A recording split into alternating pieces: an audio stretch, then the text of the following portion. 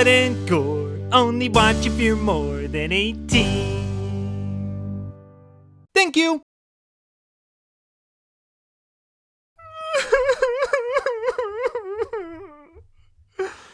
Tall gay owl demon thing made me cry.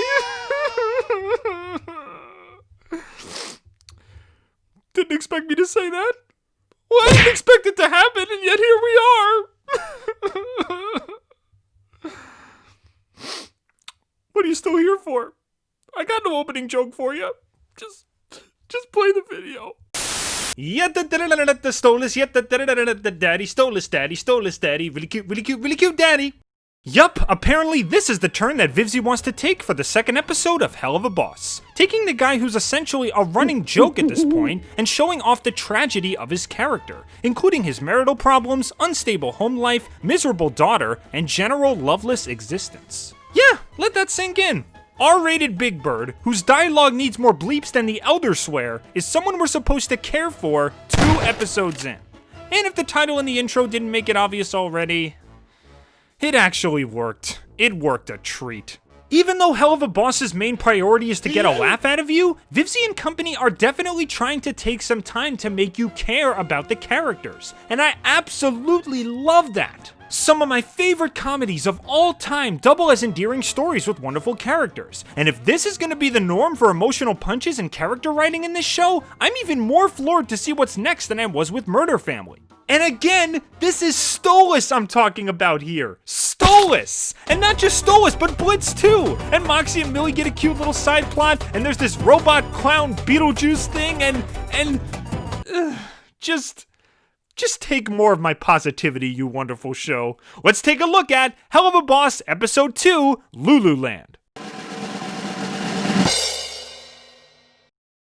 So we'll start this review off with what the episode centers around. Old Celestial Skinny Legs himself. Like I said, Stolas was not a character I expected to have a deep emotional connection to. At least not this early. For a while, I expected him to just call up Blitz a few times, talk a little about or a lot about and that's about it. But believe it or not, they took that simple running joke of Stolas lusting over Blitz and turned it into a really compelling character trait. Despite being a rich, powerful member of Hell's upper crust, not to mention multi-universal power level at the very least, his existence just feels empty.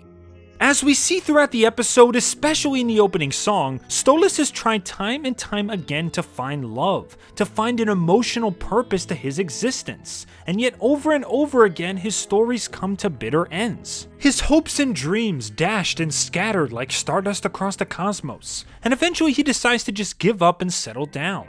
I don't know if I would call his bond with Stella a completely loveless marriage, but it definitely gives off the vibe that this is just the bare minimum. Like, just good enough is all he aimed for after all his failures, and that's super tragic. But when a struggling imp offers to make a deal with him, he decides to take a chance. And what he discovers is what he's been after this whole time. A thrill, a spark, a deep, real feeling. Heck, for all we know, this might have been the moment where he discovered that he was bi, or even straight up gay. Considering his high-class upbringing, where he probably needed to retain a reputation, he never really got a chance to experiment, per se. But doing this awakened something inside him, and added a dash of love to his otherwise empty existence. If I'm reading this correctly, that's really compelling stuff. But Blitz isn't the only place where he found emotional purpose. There's also his daughter, Octavia. Oh my gosh, melt my heart and then stick it in the freezer so I can use it again. The father-daughter relationship between Octi and Stolis is beautiful. It's so obvious that this guy just loves being a dad. He straight up says that Octi is the last part in his life that hasn't been told yet. Like being her father is the grand final chapter to his life story. In his song, he reassures her that even if all creation ends, he will do everything he can to make sure that she is safe and sound. And using the grimoire to provide visuals of an entire solar system collapsing, but the two of them still resting comfortably, is just a great visual compliment to the scene.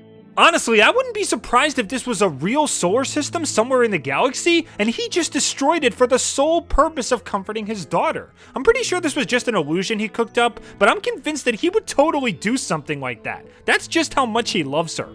And now in present day, he clearly just wants to do all he can to rekindle with her after their home falls apart, trying to talk to her and bond with her and taking her to places she enjoyed as a kid, Goofy movie style, but not really understanding the true struggle she's going through. That is until they both meet up in the Loo Loo Land funhouse, sit down together, and just talk.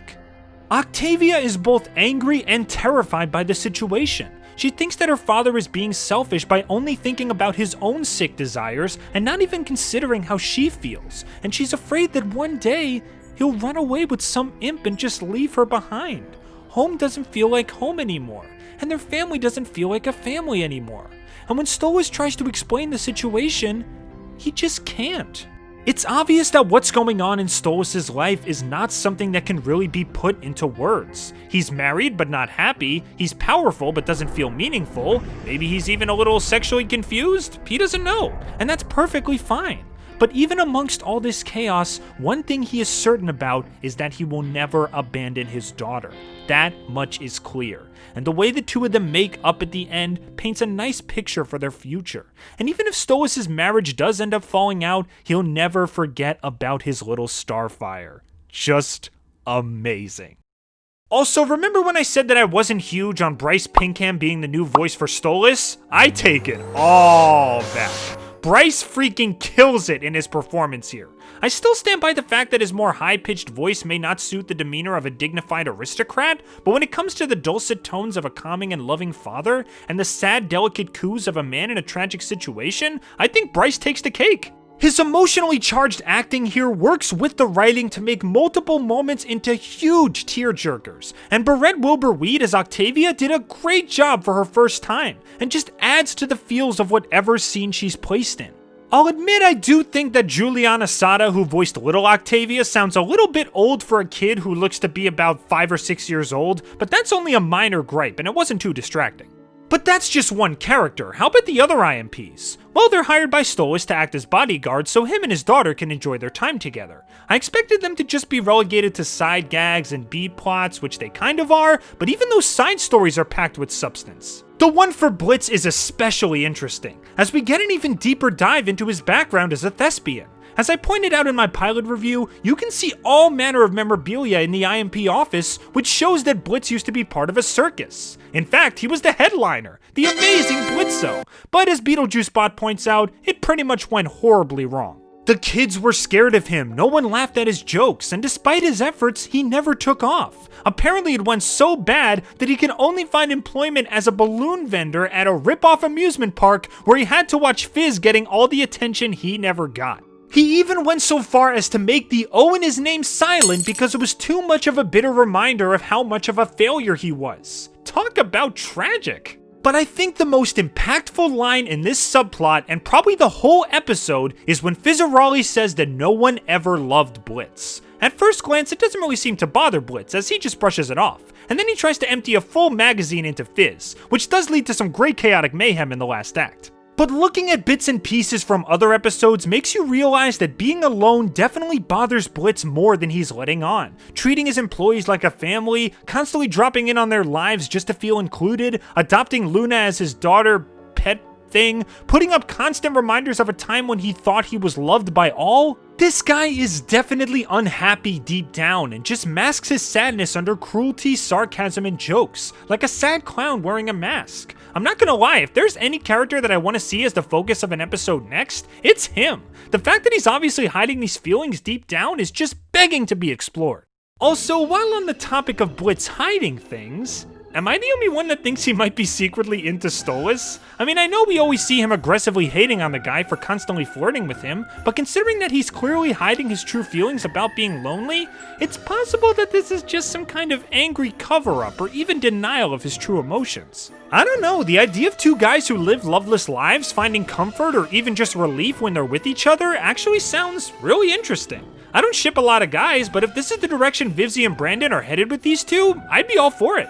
For now though, the only canon Helluva Boss couple we have is Moxie and Millie. but I ain't complaining about that. I mean, their side story is just Moxie trying to win a thing for his lady, and yet I still found it absolutely adorable. I can't get enough of Millie's sweet, childlike energy when it comes to the theme park, and seeing her snuggling that cheap dollar store plushie like it's the best gift she's ever gotten is just too much. I also like how Moxie's fatherly instincts make a cameo here, where he comes prepared with all kinds of medications in a fanny pack just in case Octavia needs something. Good job being prepared, dude. But future reference, maybe don't dump all the morphine in a baby carriage. That's not a good idea. And of course, I've got to talk about Fizzarolli, the character everyone was super excited to see. Everyone was screaming, "Oh my gosh, it's Alex Brightman! She got a Broadway star to be in her show! Beetlejuice, Beetlejuice, Beetlejuice!" And overall, yeah, he's pretty cool. He's a nice foil to Blitz, his design is pretty cool, Alex does a great job voicing him, I like the stuttering vocal effects on his voice, really making him sound like a cheaply made FNAF animatronic. The way he's constantly stretching and flopping around like a rubber band is really cool to watch, and much like a real clown, he can be both funny and terrifying. Whether or not he's more fun than the Strawberry Tonight Show is up to the viewer, I guess, but for a one-shot character, yeah, it was pretty cool. I don't really think I need to talk about the visuals and the music, because those are usually fantastic, but there were plenty of highlights here. I already mentioned the awesome animation of Fizzarolli, but there's also the broken down look of the park and the plethoras upon plethoras of background gags, which the show has already been doing well for a while. Plus, the location where Stolis and Octavia talk it out is so perfect. They're sitting on a little ride that spins around in circles. Much like how Stolas' futile attempts at love always lead through the same cycle of excitement and then disappointment. But even after all those painful, slow, and predictable rides, something wonderful still came out of it in the end. A daughter he can call his own, someone who loves him and someone he loves in return. And because of all this, he's not gonna ride this ride anymore, he's gonna get out and start walking forward. I was a little confused as to why the sky was blue in this episode, where every other location in Hell had a red sky, but I did hear that this theme park is located in a different circle of Hell. And if they're gonna use the sky colors to distinguish which circle the characters are in, that would totally excuse this. And instead of one song like in the first episode, this time we get two.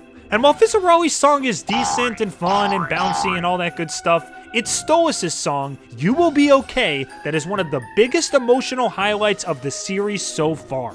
Turns out that not only can Bryce act, but he can also sing, and sing really freaking well. And I mentioned how the lyrics paint a fantastic picture of the bleak, empty life that Stolas leads, and how he would literally let the universe and everything around it explode into nothingness before he lets anything happen to his daughter. If that isn't comforting and reassuring, then I don't know what is. Note to self, do a cover of this song at some point. If you really want me to nitpick, I will say that the humor wasn't as great as it was in Murder Family.